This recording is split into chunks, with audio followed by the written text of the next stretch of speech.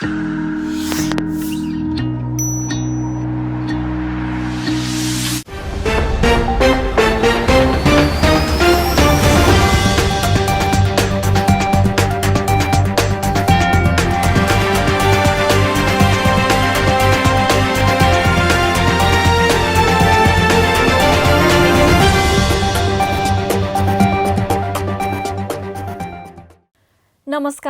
पालिकाहरूको मात्रै खबर हेर्न, सुन्न र पढ्न पाउने एउटै खबर बुलेटिन पालिका खबरमा स्वागत छ। म करिश्मा कार्की।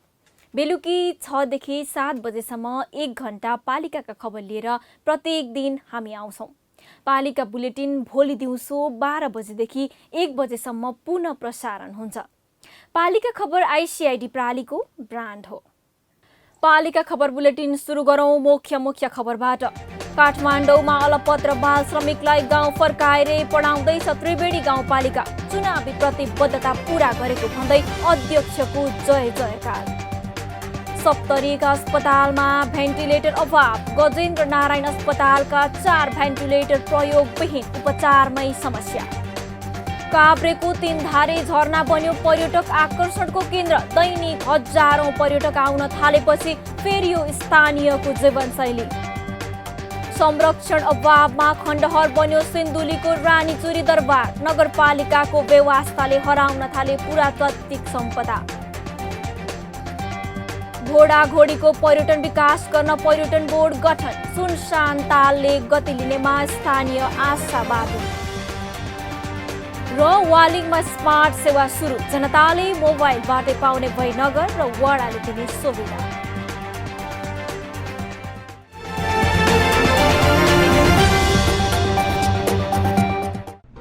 जन जनको आशा, भरोसा र विश्वास हो पालिका।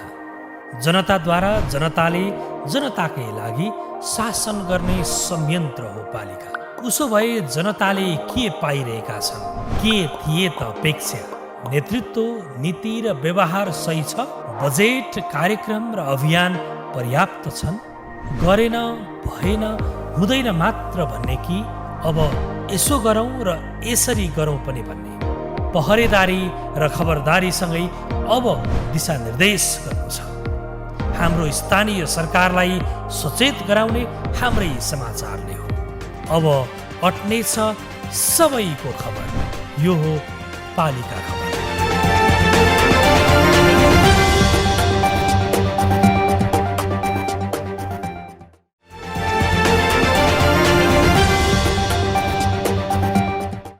पालिका खबर अब विस्तारमा। काभ्रेको तीनधारे झरना पर्यटकको आकर्षण बन्दै गएको विषयबाट।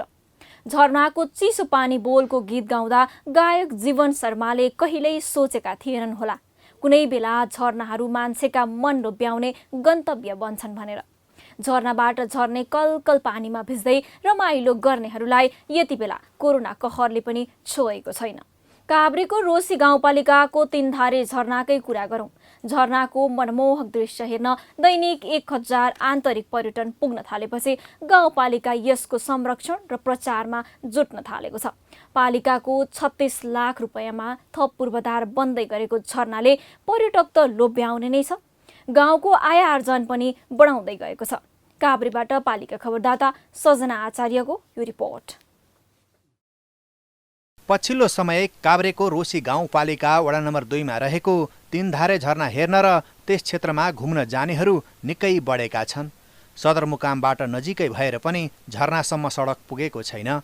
काभ्रेको धुलीखेल, काभ्रे भन्ज्याङ, नम्बबुद्ध, दाप्चा, फलामे साँगु, काफलडाँडा, भन्ज्याङ हुँदै तीनधारे झरना पुग्न सकिन्छ। सामाजिक सञ्जालबाट झरनाको प्रचार प्रसार भएपछि राजधानी काठमाडौँबाट लगभग 60 किलोमिटरको दूरीमा रहेको तीनधारे झरनाको मनमोहक दृश्य हेर्न अहिले दैनिक 1000 आन्तरिक तथा बाह्य पर्यटक पुग्ने गर्छन्। अनि यो तीनधारे सानादेखि अघिदेखि बाउबाजेदेखि चाहिँ भइरहेको थियो। अब चाहिँ बढी वास्ता थिएन। अहिले चाहिँ यो 76 सालदेखि चाहिँ चालु भयो। 150 मिटर उचाइको झरना हेर्न आउनेहरू बढेसँगै 36 लाख बजेट छुट्याएर यसको संरक्षण, व्यवस्थापन तथा पर्यटन प्रवर्धन गर्न रोसी गाउँपालिका कम्मर कसेर लागेको छ।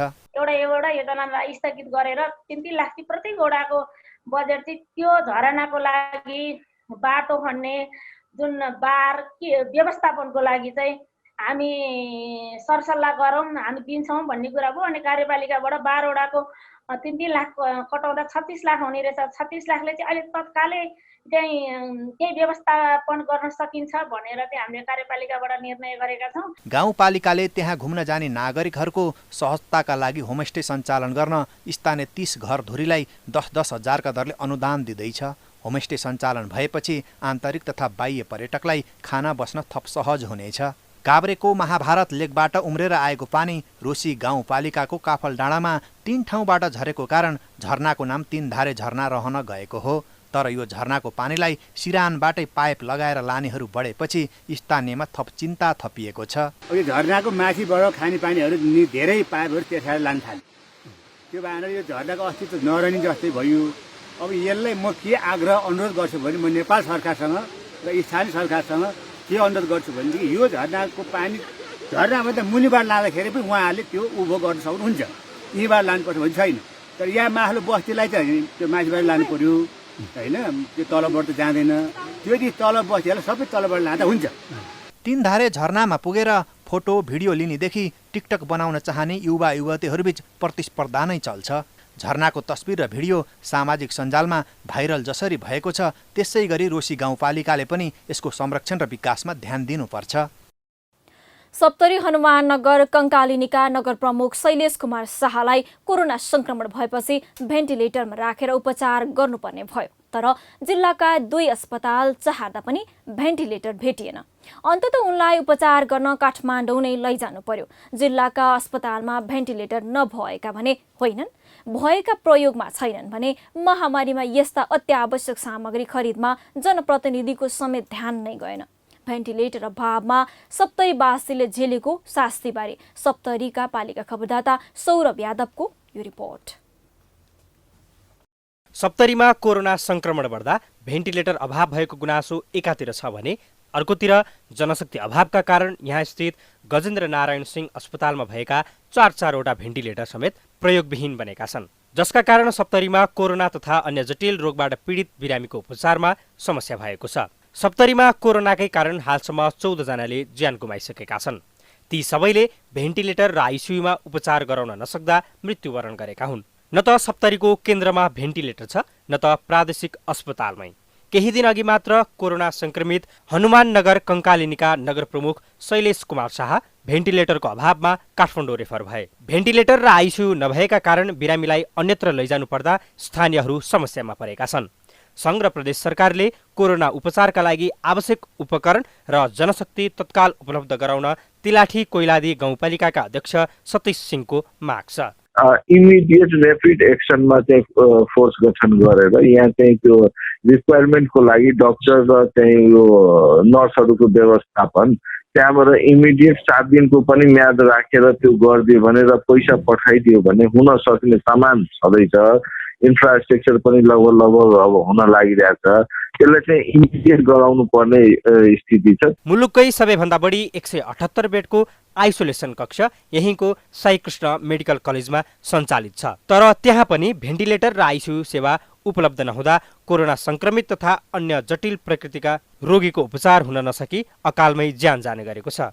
गजेन्द्र नारायण सिंह अस्पतालका मेडिकल सुपरिन्टेन्डेन्ट डाक्टर रञ्जित झाले जटिल समस्यामा पुगेका बिरामीलाई भेन्टिलेटर र आइसियु अति आवश्यक हुने भए पनि त्यसको व्यवस्थापन नहुँदा अन्यत्र रेफर गर्न परेको बाध्यता सुनाए। हामीसँग भौतिक संरचनाको अभाव र म्यान पावर पनि नभएर अलि आँट्न गाह्रो भएको स्थिति हो। प्राइभेटमा जुन भेन्टिलेटरहरू छन् त्यसलाई पनि प्रयोगमा ल्यायो भने त्यसलाई पनि कसले सञ्चालन गर्ने भन्ने अर्को प्रश्न हामीसँग छ। प्राइभेटमा भेन्टिलेटर त छन् तर कुनै पनि अस्पतालले भेन्टिलेटर प्रयोगमा ल्याएका छैनन्। कारण हो म्यान पावर नभएर। यस अर्थमा जबसम्म म्यान पावर र भौतिक संरचना हुँदैन हामी अगाडि बढ्न अप्ठ्यारो छ। डाक्टर झाका अनुसार पूर्वाधार र जनशक्तिका लागि अस्पतालले स्थानीय प्रदेश र संघीय तीनै तहका सरकारलाई पटक पटक आग्रह गरे पनि कुनै पनि निकायले हालसम्म सहयोग नगरेको उनको गुनासो छ। आइसियु र भेन्टिलेटर सञ्चालनमा भइरहेको ढिलाइप्रति स्थानीय आक्रोशित छन्। हुने खाने त रेफर भएर काठमाडौँ जालान्, तर आम नागरिक सरकारले यो विषयमा चाँडै सोचोस्। करोडौंका मालिकदेखि सडकमा मागेर खाने सम्मलाई धानेकै छ काठमाडौँ खाल्डोले। इट्टाभट्टामा होस् या साहु महाजनका घरमा काम धान्ने अधिकांश बालबालिका नै हुन्छन्। काठमाडौँको इट्टाभट्टाको स्वार्थ पूरा गर्न रोल्पाबाट पनि विगतमा थुप्रै बालबालिका काठमाडौँ आए। जनप्रतिनिधि विवेकी भए भने माटो र धुलोमा खेल्ने बालबालिकाको भविष्य पनि उज्जवल हुने रहेछ। रोल्पाका त्रिवेणी गाउँपालिकाको पहलमा काठमाडौँमा रहेका 200 बढी बाल श्रमिक गाउँ मात्र फर्किएका छैनन्, स्कुल भर्ना भएर पढ्न समेत थालेका छन्। बाल श्रमिकको उद्धार गरेका जनप्रतिनिधिको यो उदाहरणीय सफलताबारे रोल्पाबाट पालिका खबरदाता महेश नेउपानेको यो रिपोर्ट। बालश्रमको समस्या भोग्दै आएको रोल्पाको त्रिवेणी गाउँपालिकाले बालश्रम मुक्त गाउँपालिका बनाउने अभियानलाई अन्तिम रूप दिएको छ। पढाइ छोडेर नेपालका विभिन्न इटाभट्टामा काम गर्न गएका 205 जना बालबालिकालाई बालश्रमबाट फर्काइएको छ भने तीमध्ये 173 बालबालिका विद्यालयमा भर्ना भएका छन्। गाउँपालिकाको तथ्याङ्क अनुसार 227 जना विद्यालय उमेरका बालबालिका इट्टाभट्टामा काम गर्थे। यी सबैलाई फर्काउन पालिका एक्लैले सक्ने अवस्था थिएन। पालिकाको आग्रहमा सेभ द चिल्ड्रेन र मानव अधिकार सचेतन केन्द्र रोल्पाको सहयोगमा अहिले गाउँपालिकाले बालबालिकालाई फर्काएर विद्यालयमा भर्ना गर्न सफल भएको छ। हाम्रा बालबालिकाहरू श्रममा गइरहेको हामीले देखिरहेका थियौँ। इटाभट्टामा, होटलहरूमा, विभिन्न स्थानहरूमा श्रम गरिरहेको देखिरहेका थियौँ र हामी गाउँपालिकाको तर्फबाट यसलाई कसरी हल गर्ने होला भनेर सोचिरहेका थियौँ। सेभ द चिल्ड्रेन र हुरेक, विशेष गरी सेभ द चिल्ड्रेनसँग हामीले यो कुरा राख्यौँ। हामी एक्लै गाउँपालिकाले मात्रै गर्न नसकिने अवस्था भयो स्रोत साधनको कारणले गर्दाखेरि। विद्यालय उमेरका ती बालबालिकालाई श्रमबाट फिर्ता गरेर विद्यालय भर्ना गर्ने पालिका अध्यक्ष ओलीको चुनावी प्रतिबद्धता पनि थियो। बालश्रममा गएका मध्ये 85% बालबालिका फर्किसकेका छन्। इटाभट्टाबाट ल्याइएका बालबालिकालाई गाउँपालिकाले विद्यालयमा भर्ना मात्र गरेको छैन, कापी, कलम, किताबदेखि पोसाकको समेत व्यवस्था गरिदिएको छ। पालिकाले बालबालिकाका लागि मात्र नभई अभिभावकहरूको आय आर्जनमा समेत सहयोग गरिरहेको छ। हामीले विशेष गरेर त्यस्ता बालबालिकाहरूलाई चाहिँ उहाँहरूले आर्थिक उसको घर परिवारको चाहिँ आमा बा अनि उसको दिदी बहिनीहरूलाई पनि सपोर्ट गरेर चाहिँ आर्थिक आय आर्जनको कुरामा पनि उहाँहरूले सपोर्ट गरेर बच्चाहरू लगभग 85% बच्चाहरू यहाँ त्रिवेणी गाउँपालिकामा चाहिँ यो बालश्रम न्यूनीकरण भइसकेको अवस्था छ।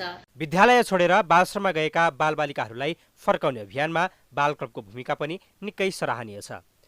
पालिका र प्रहरी युनिटलाई खबर गरेर बाल क्लबका प्रतिनिधिहरूले बालश्रममा लैजान लागेका बालबालिकाहरूलाई फिर्ता ल्याउन समेत सफल भएका छन्। प्रहरी चौकीका प्रहरी इन्चार्जहरूलाई खबर गरेर गाउँपालिका अध्यक्षहरू लगायत हुरेकका कर्मचारी अनि सेभ द चिल्ड्रेनका कर्मचारीहरूलाई जानकारी दिँदै यो ठाउँमा हाम्रो यो बाबुआमाका छोराछोरी यो नाम गरेको यो ठाउँदेखि यो ठाउँमा इट्टाभट्टाका लागि गएका छन्, यो नाइकी मार्फत गएका छन् भन्दै उहाँहरूमा जानकारी दिँदै उहाँहरूको साथ र सहयोग लिँदै हामीले फर्काउन सफल भयौँ। त्रिवेणीवासी बालबालिकाका लागि बालश्रम कुनै रहर थिएन, तर बाध्यताले इटाभट्टासम्म पुर्याएको उनीहरू अहिले खुसी छन्। बाआमालाई रोजगारी, बालबालिकालाई किताब कापी, आहा कति मजाको तयारी। पालिका खबरमा अब पालो ओपन ब्यालेटको। आजको ओपन ब्यालेटमा हामीले जनप्रतिनिधिका 3 वर्षका कामलाई कसरी मूल्याङ्कन गर्नुभएको छ भनेर कैलाली र लमजुङवासीलाई सोधेका छौँ।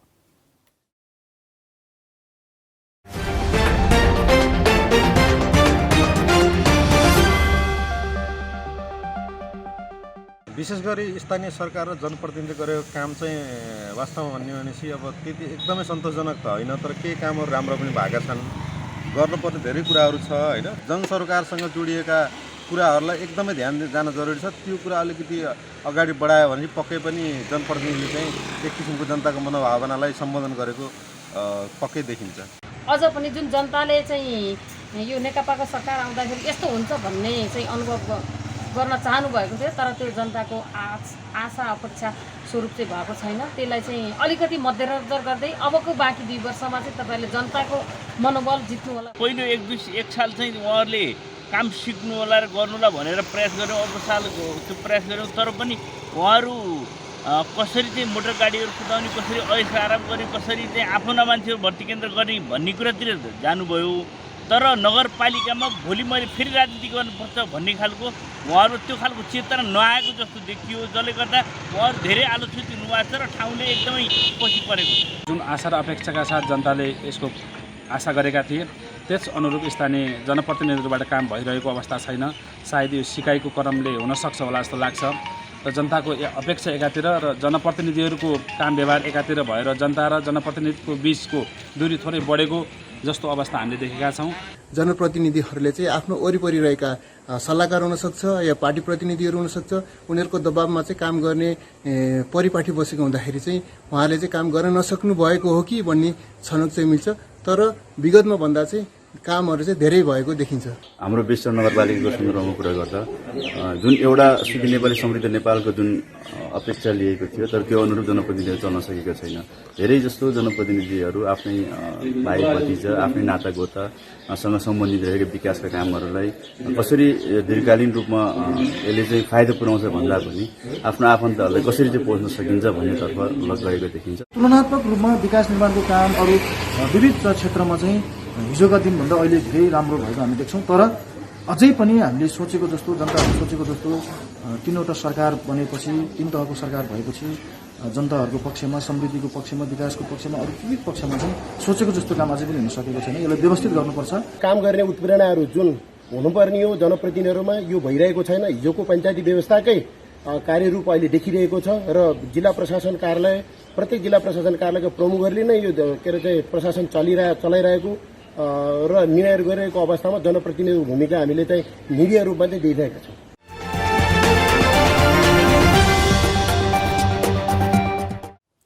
हामी थाक्दैनौँ कुनै प्रहर। यो हो पालिका खबर। महत्त्वपूर्ण खबरका साथ केही बेरमा आउने नै छौँ। अबको पालो ब्रेक अघि मुख्य खबर। काठमाडौँमा अलपत्र बाल श्रमिकलाई गाउँ फर्काएर पढाउँदैछ त्रिवेणी गाउँपालिका। चुनावी प्रतिबद्धता पूरा गरेको भन्दै अध्यक्षको जय जयकार। सप्तरीका अस्पतालमा भेन्टिलेटर अभाव। गजेन्द्र नारायण अस्पतालका 4 भेन्टिलेटर प्रयोगविहीन, उपचारमै समस्या। काभ्रेको तीनधारे झरना बन्यो पर्यटक आकर्षणको केन्द्र। दैनिक हजारौं पर्यटक आउन थालेपछि फेरियो स्थानीयको जीवनशैली। संरक्षण अभावमा खण्डहर बन्यो सिन्धुलीको रानीचुरी दरबार। नगरपालिकाको व्यवस्थाले हराउन थाले पुरातात्विक सम्पदा।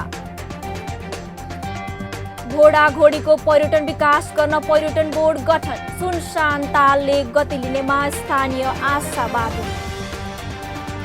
र वालिङमा स्मार्ट सेवा सुरु। जनताले मोबाइलबाटै पाउने भई नगर र वडाले दिने सुविधा।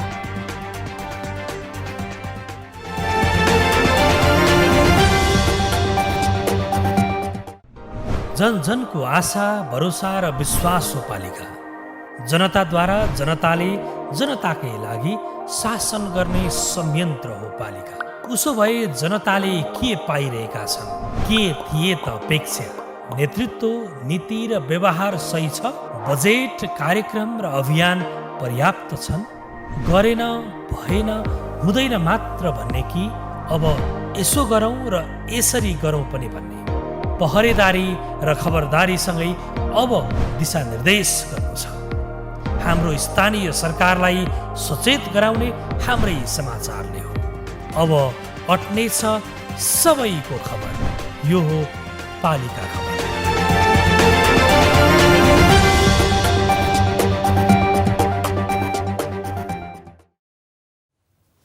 बनेपा बर्दिवास खण्डको सडक खोलेपछि सिन्धुलीका धेरै ठाउँले चर्चा पाए। सेल्फी डाँडा होस् या सिन्धुलीगढी, मरिहत्ते गर्दै त्यो स्थान पुग्नेको भिड बाक्लो छ। तर जिल्लाकै कमलामाई नगरपालिकाको ऐतिहासिक रानीचुरी दरबारको न चर्चा छ न संरक्षण नै।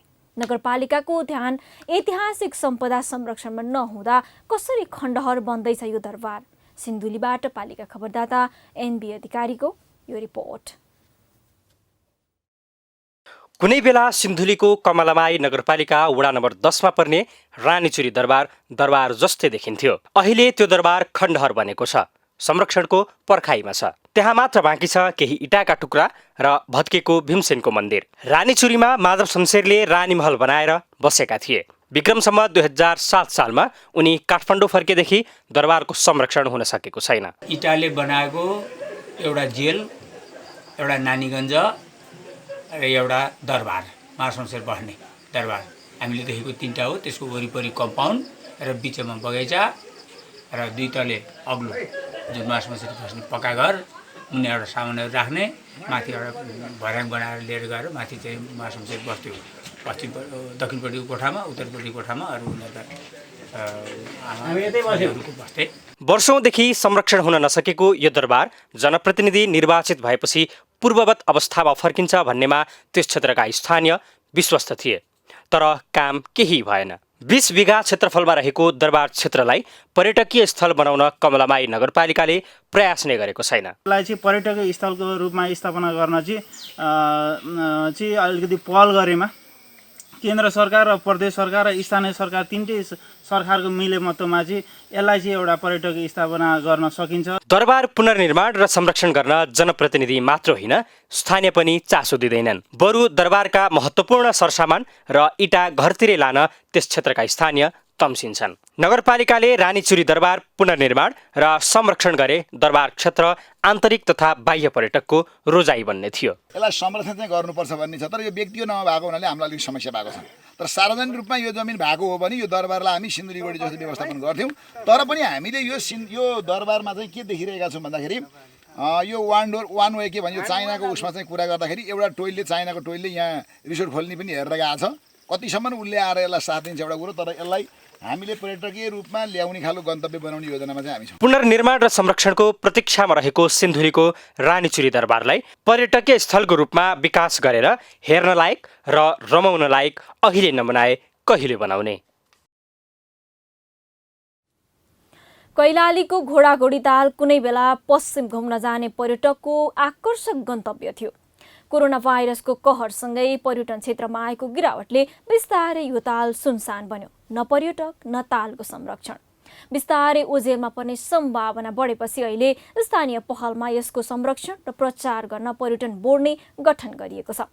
बोर्ड गठन भएपछि कस्तो बन्दैछ त घोडाघोडी नगरका पर्यटकीय गन्तव्य? कैलालीबाट पालिका खबरदाता प्रकाश मिश्रको यो रिपोर्ट।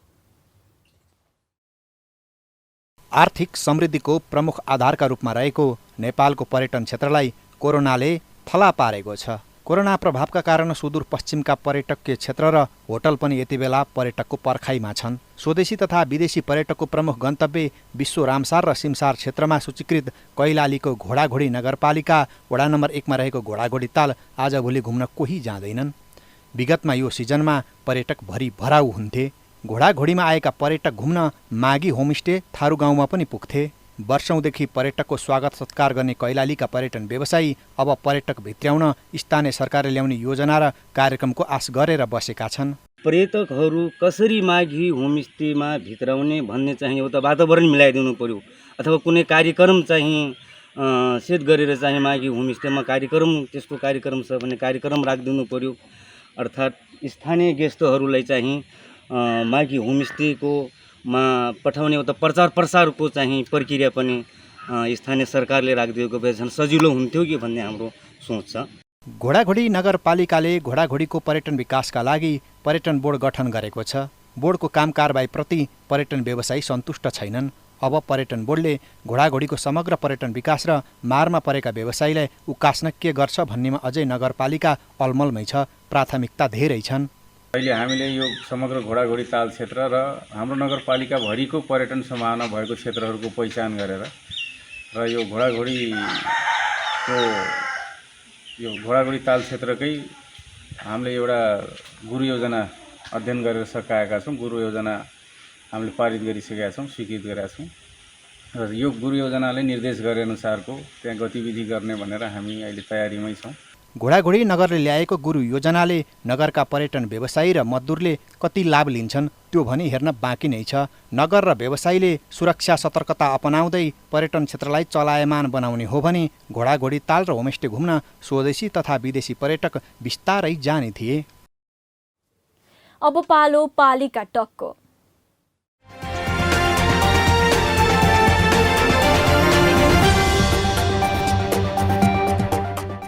पालिका टकमा आज हामी जोड्दैछौँ धनकुटा नगरपालिकाकी उपप्रमुख शकुन्तला बस्नेतलाई। बस्नेतज्यू, स्वागत छ यहाँलाई पालिका टकमा। हजुर, धन्यवाद यहाँलाई। हामीलाई बताइदिनुहोस् न, कोरोना रोकथाम र नियन्त्रणमा विगत 6 महिनादेखि सक्रिय हुनुहुन्छ। ग्याप चाहिँ के देख्नुभयो? लगभग चैत 11 गतेदेखि यता हामी चाहिँ कोभिड-19बाट देशैभरि नै एक किसिम कोभिड-19 को आतंक फैलियो होइन। बिचमा त त्यस्तो धेरै चाहिँ हामीलाई यस्तो चाहिँ आतंकित बनाउँछ भन्ने हामीले कमै सोचेका थियौँ। धेरैले यसलाई चाहिँ अब कोरोना चाहिँ पोजिटिभ भइसकेका हामीले हाम्रा पालिकामा रहेका केही चाहिँ कर्मचारीहरू, सुरक्षाकर्मीहरू त्यस्तो धेरै गम्भीर बिरामी हुनु भएन। त्यसैले पनि हामी चाहिँ त्यस्तो आतंकित बनेन। उहाँहरू बिरामी नभइकन 14 दिनको क्वारेन्टाइन अथवा आइसोलेसनबाट फर्किनु भयो। अब त्यस यता पनि धनकुटा नगरपालिका चाहिँ कोरोनाबाट त्यत्रो धेरै आतंकित र त्रसित छैन। हाम्रो नगरपालिकाले पनि अब त्यस्तो भोलि समस्या आइ नै हाल्दाखेरि यहाँको प्रशासन, यहाँको हाम्रो चाहिँ पालिका, वडा कार्यालय, वडाध्यक्षज्यूहरू, जनप्रतिनिधिहरू सबै यसको तयारीमा लागेर हामीले क्वारेन्टाइनहरूको निर्माण गऱ्यौँ। पछि गएर आइसोलेसन वार्डको पनि निर्माण गऱ्यौँ। यहाँका बिरामीलाई हामीले बाहिर पठाउन नपरोस् भनेर नगरपालिकाकै नेतृत्वमा हामीले आइसोलेसन वार्डको पनि तयारी गऱ्यौँ प्रदेश सरकारको चाहिँ सहयोगमा। र हामीले यसरी आइसोलेसनमा धेरै बिरामी राख्नु परेको अवस्था छैन। हजुर, न्यायिक समितिको संयोजक पनि हुनुहुन्छ। न्याय सम्पादन कसरी गर्नुहुन्छ? कस्ता उजुरी आउँछन्? कति मुद्दा किनारा लगाउनु भयो?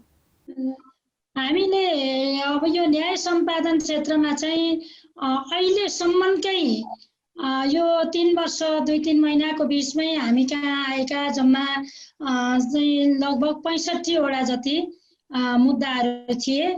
आउँदाखेरि विशेष गरेर ती मुद्दाहरू धेरै चाहिँ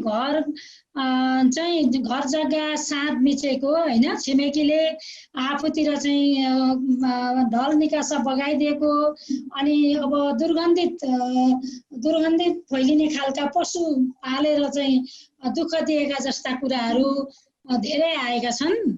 अब त्यस पछाडि अब माना चामल छुट्टै माग्ने, श्रीमान श्रीमती बिचका झगडा, सासू बुहारी बिचका झगडाहरू र अंश माग्ने कुराहरू, अंशबन्ड हामीले मिलाउने मुद्दा अंशबन्ड नभए पनि हामीले माना चामलको व्यवस्था गरिदिनका लागि जुन हामीलाई दिएको ऐनले जुन अधिकार दिएको छ त्यो अधिकारभित्र रहेर हामीले लगभग 55 भन्दा बढी मुद्दाहरू कोही चाहिँ मेलमिलापमा, धेरै मेलमिलापमा हामीले इजाजतमा गरेनौँ, मेलमिलापबाटै सम्पन्न गरेका छौँ।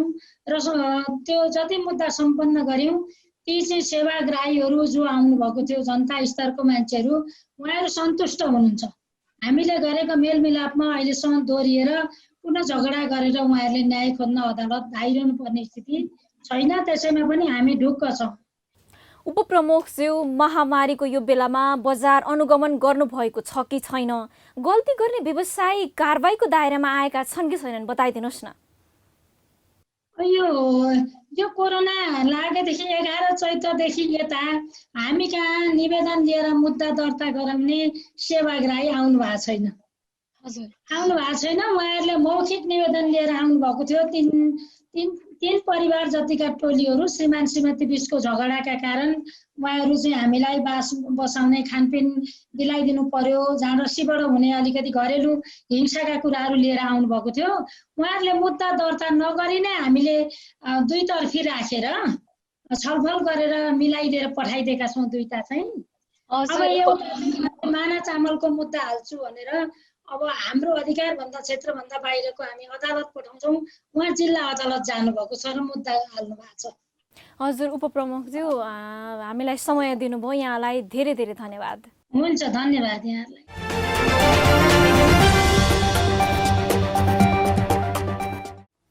हाम्रो सरकार, हाम्रै समाचार। यो हो पालिका खबर। महत्त्वपूर्ण खबर लिएर पुनः आउने नै छौँ।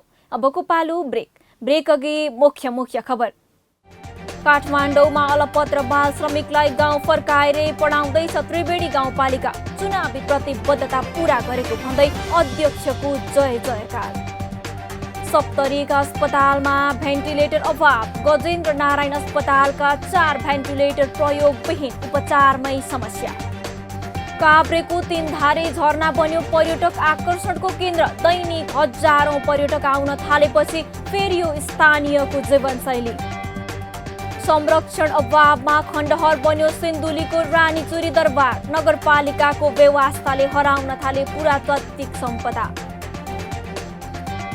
घोडाघोडीको पर्यटन विकास गर्न पर्यटन बोर्ड गठन। सुनसान तालले गति लिनेमा स्थानीय आशावादी। र वालिङमा स्मार्ट सेवा सुरु। जनताले मोबाइलबाटै पाउने भई नगर र वडाले दिने सुविधा।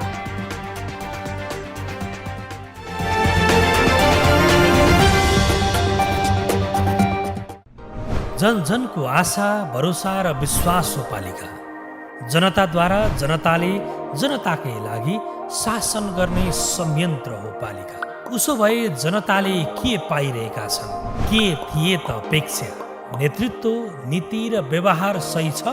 बजेट, कार्यक्रम र अभियान पर्याप्त छन्? गरेन, भएन, हुँदैन मात्र भन्ने कि अब यसो गरौँ र यसरी गरौँ पनि भन्ने?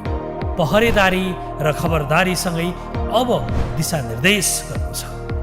हाम्रो स्थानीय सरकारलाई सचेत गराउने हाम्रै समाचारले हो। अब अट्नेछ सबैको खबर। यो हो पालिका खबर।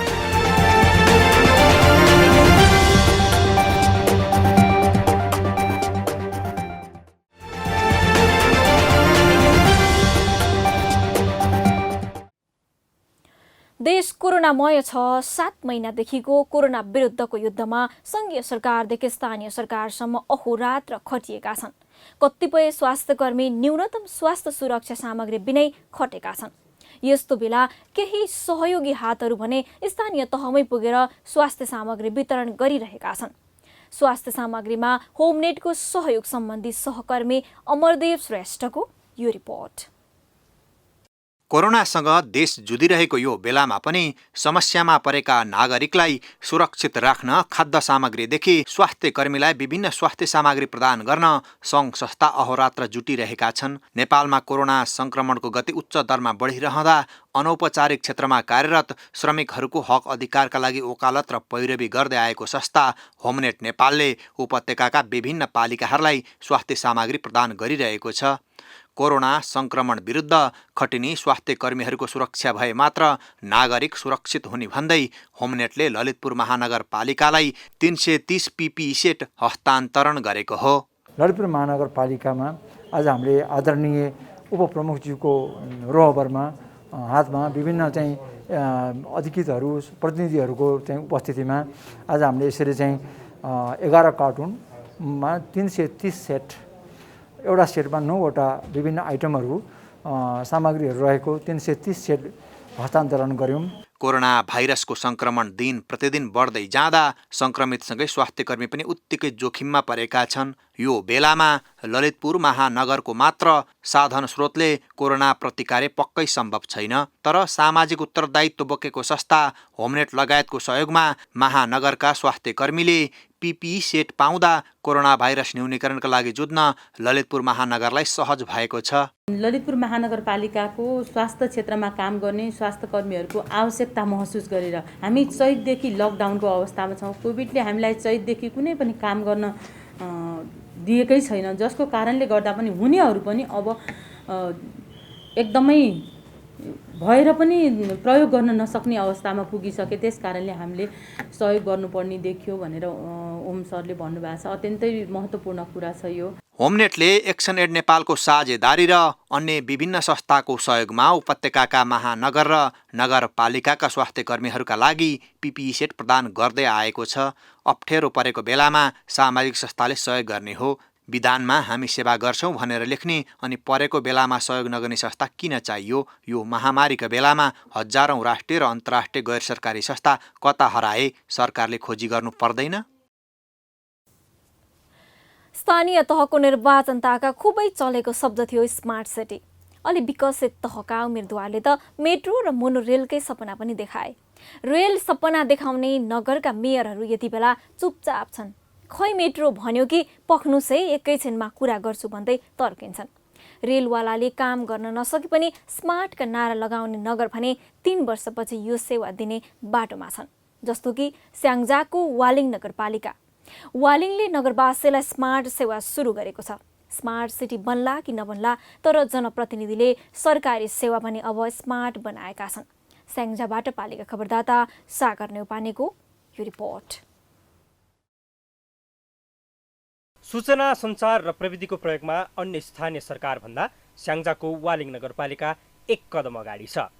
नहोस् पनि किन जनताका सेवा सुविधालाई विद्युतीय प्रणाली मार्फत सम्पादन गर्ने र वालिङलाई नेपालकै उत्कृष्ट स्मार्ट सिटी बनाउने उद्देश्यले वालिङ नगरपालिकाले आइतबारदेखि स्मार्ट पालिकाको सहकार्यमा स्मार्ट वालिङ डिजिटल सिस्टमको शुभारम्भ गरेको छ। जनताले घरमै बसी मोबाइलको प्रयोग गर्दै नगर र वडाबाट लिने सेवाहरू सहज रूपमा दिन यो सिस्टमले काम गर्नेछ। 20 वर्षमा वालिङलाई स्मार्ट सिटी बनाउन नगरले अहिलेदेखि नै प्रयत्न सुरु गर्दा अन्य सूचक पूरा गर्न कठिन हुने छैन, किनकि नगरले कुरा होइन काम गरेर देखाएको छ। हाम्रो डेस्टिनेसन आउने 20 वर्षमा हाम्रा डेस्टिनेसन के हुन्?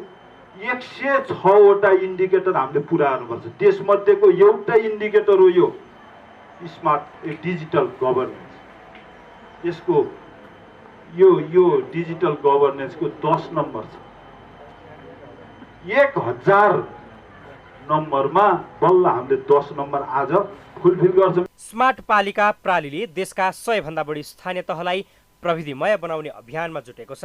स्मार्ट पालिकामा हाल 74 प्रकारका मोड्युलहरू रहेका छन्, जसमा जनताका आधारभूत सेवा सुविधा अन्तर्गत पञ्जीकरण घटना दर्ता, सिफारिस, ई नक्सा, स्मार्ट पेमेन्ट सहितका सुविधा मोबाइलबाटै गर्न सकिनेछ। बिस्तारै बिस्तारै हरेक वर्ष केही न केही नयाँ अपडेट गराउँदै हामी के चाहन्छौँ भने अब जनताले घरै बसी आफ्ना सेवा सुविधा लिनु परोस्। चर्को घाममा अथवा तपाईँको चाहिँ बाढी पहिरोमा तपाईँको चाहिँ दौडिकन नगरपालिका अथवा ओडामा आउनु नपरोस् भन्ने उद्देश्यका साथ स्मार्ट पालिकाले यो सिस्टम बनाएको र यसमा सहकार्य गर्दै हाम्रो रेडियनको सरहरूले जुन सपोर्ट गर्नुभएको छ। वालिङ डिजिटल सिस्टमले सेवा प्रवाह तथा सेवाग्राहीलाई सहजता हुनका साथै सुशासनका लागि सहयोग पुग्नेछ।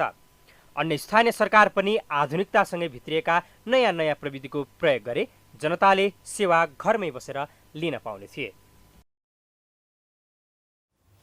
पालिका खबर बुलेटिनमा अब पालो पालिकामा आजको। आज दिनभर कुन पालिकामा के भयो?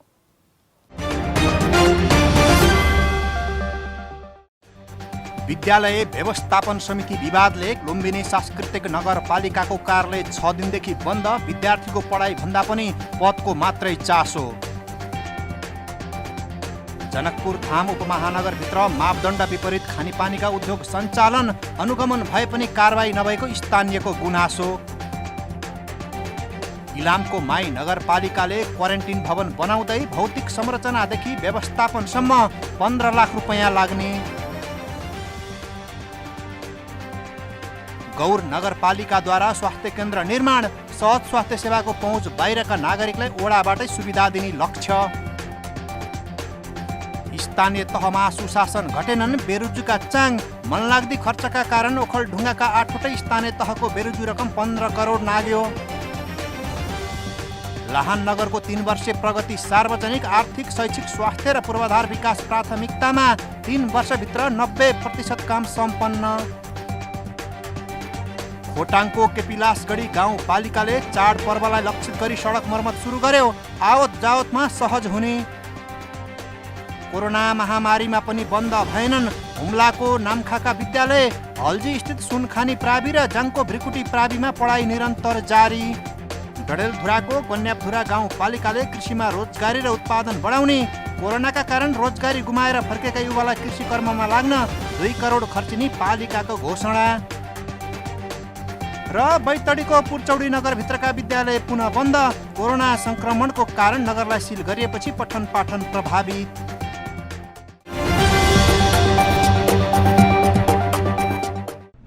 जन जनको आशा, भरोसा र विश्वास हो पालिका। जनताद्वारा जनताले जनताकै लागि शासन गर्ने संयन्त्र हो पालिका। उसो भए जनताले के पाइरहेका छन्? के थिए त अपेक्षा? नेतृत्व, नीति र व्यवहार सही छ? बजेट, कार्यक्रम र अभियान पर्याप्त छन्? गरेन, भएन, हुँदैन मात्र भन्ने कि अब यसो गरौँ र यसरी गरौँ पनि भन्ने? पहरेदारी र खबरदारीसँगै अब दिशानिर्देश गर्नु छ। हाम्रो स्थानीय सरकारलाई सचेत गराउने हाम्रै समाचारले हो। अब अट्नेछ सबैको खबर। यो हो पालिका खबर।